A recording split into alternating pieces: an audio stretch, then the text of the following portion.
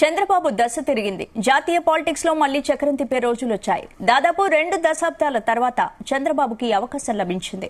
ఎన్డీఏకు ఇప్పుడు చంద్రబాబే పెద్ద దిక్కయ్యారు. ఢిల్లీలో జరిగిన ఎన్డీఏ సమావేశంలో ప్రధాని మోడీ పక్కనే చంద్రబాబుకు సీటు కేటాయించడం ఆయన విలువను అమాంతం పెంచేసింది. ఈ సమావేశంలో చంద్రబాబు సెంటర్ ఆఫ్ అట్రాక్షన్ గా నిలిచారు. ఎన్డీఏ కన్వీనర్ గా చంద్రబాబుకి ఇప్పటికే బీజేపీ ఆఫర్ చేసింది. దాంతో మరోసారి ఢిల్లీలో తెలుగుడి పవర్ తెలిసింది.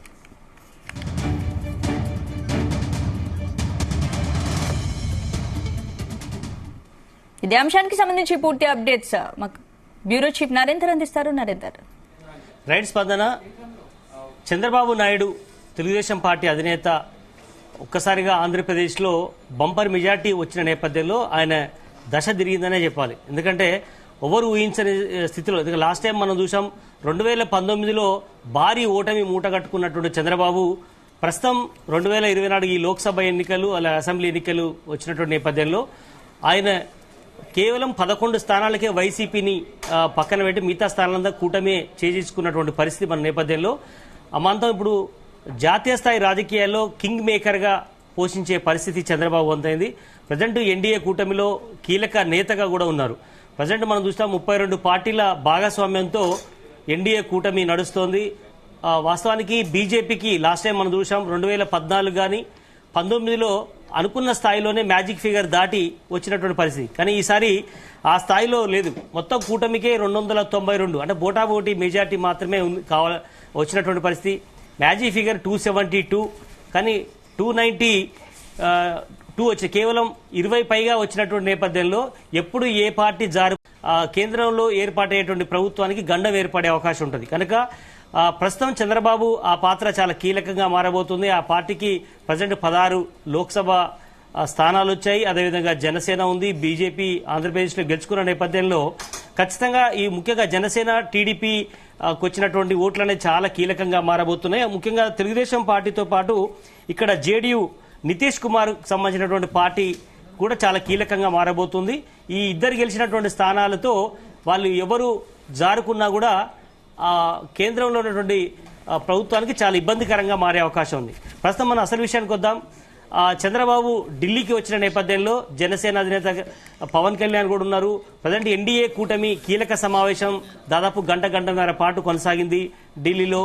అండ్ ఇక్కడ ప్రధాన ఉద్దేశం ఏంటంటే కేంద్ర ప్రభుత్వం ఏర్పడబోయే దాంట్లో ఎట్లాంటి పాత్రలు ఉండాలి, ఏ పరిస్థితి ఏంది, అదేవిధంగా రాష్ట్రపతి పిలిచే అంశం మీద వీళ్ళకు లేఖలు ఇచ్చే అవకాశం ఉంది. ఎందుకంటే ప్రజెంట్ అయితే కూటమి సమావేశమైంది, మొదటి సమావేశం. ఈ సమావేశంలో అన్ని పార్టీలకు సంబంధించినటువంటి అంటే 1-2 లోక్సభ స్థానాలు గెలిచిన పార్టీలతో సహా తెలుగుదేశం పార్టీ 16 గెలుచుకుంది. ఇట్లా ముఖ్య పాత్ర పోషించే వాళ్ళందరూ కూడా ఈ సమావేశానికి హాజరయ్యారు. ఈ సమావేశంలో ప్రధానంగా మేము మీకు మద్దతు ఇస్తున్నాము, ఎన్డీఏకి మా పార్టీ నుంచి పూర్తి స్థాయిలో లేఖలు అందజేస్తున్నామని చెప్పే ప్రయత్నం, అదే సమయంలో రాష్ట్రపతి నుంచి ఆహ్వానం అందే విధంగా ఈ కూటమి ఒక ఉమ్మడి లేఖ రాసుకునే ప్రయత్నం అయితే చేసింది. ప్రజెంట్ ఆ సమావేశం ముగిసింది. కాసేపటి క్రితం చంద్రబాబు ముఖ్య నేతలందరూ కూడా బయటకు వచ్చారు. ఖచ్చితంగా చెప్పాలి, దాదాపు 20 సంవత్సరాల తర్వాత ఒక తెలుగోడికి ఢిల్లీలో మళ్ళా చక్రం తిప్పే అవకాశం అయితే వచ్చిందనే చెప్పాలి.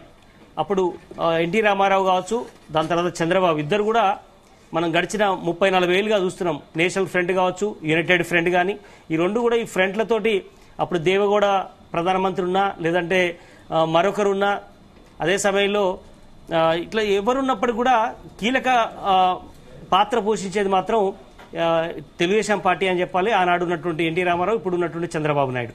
ఇప్పుడు జనసేన వంతు కూడా అయింది. జనసేనకు వచ్చినటువంటి స్థానాలు తక్కువైనప్పటికీ కూడా ప్రతి సీటు చాలా కీలకమైన నేపథ్యంలో ఇప్పుడు వాళ్ళు బార్గెనింగ్ చేసుకునే అవకాశం అయితే ఏర్పడింది. ఆంధ్రప్రదేశ్లో అధికారంలోకి వచ్చిన నేపథ్యంలో ఖచ్చితంగా అక్కడ చాలా సమస్యలు ఉన్నాయి. అదే సమయంలో రాష్ట్రంలో ఒక పక్క రాజధాని డెవలప్ చేసుకోవాల్సిన అవసరం ఉంది. సంక్షేమ పథకాలు చాలా హామీలు ఇచ్చినటువంటి పరిస్థితి ఉంది చంద్రబాబు. కనుక అటు పోర్ట్ఫోలియోల విషయం మాట్లాడే అవకాశం ఉంటుంది. ఎన్డీఏలో చాలా కీ రోల్ పోషించే అవకాశం ఉంది కాబట్టి కనుక చంద్రబాబు నాయుడుకు ఒక అరుదైన అవకాశం అయితే లభించింది చాలా ఏళ్ల తర్వాత. బట్ ఏదైనప్పుడు కూడా ఇప్పుడు మనం చెప్పేటువంటి ప్రధానంగా బీజేపీకి పూర్తి స్థాయి మెజార్టీ రాలేదు కాబట్టి దాని తర్వాత శివసేన పార్టీ కావచ్చు, లోక్ జనశక్తి పార్టీ కానీ, తెలుగుదేశం పార్టీ కానీ, ఆర్ఎల్డీ కావచ్చు, జనసేన, తెలుగుదేశం, జేడీయూ, నితీష్ కుమార్ పార్టీ, అజిత్ పవార్, ఇట్లా చాలా పార్టీలన్నీ ఇందులో భాగస్వామ్యం ఉన్నాయి. 32 పార్టీల పైగా వీళ్ళందరూ కూడా చర్చించుకుంటున్నారు. ఒకప్పుడు నరేంద్ర మోడీ 2 సార్లు ప్రధానమంత్రి అయినప్పటికీ కూడా ఈ చిన్న పార్టీలన్నింటినీ కూడా పెద్దగా సీరియస్ తీసుకున్నటువంటి పరిస్థితి కనిపించలేదు.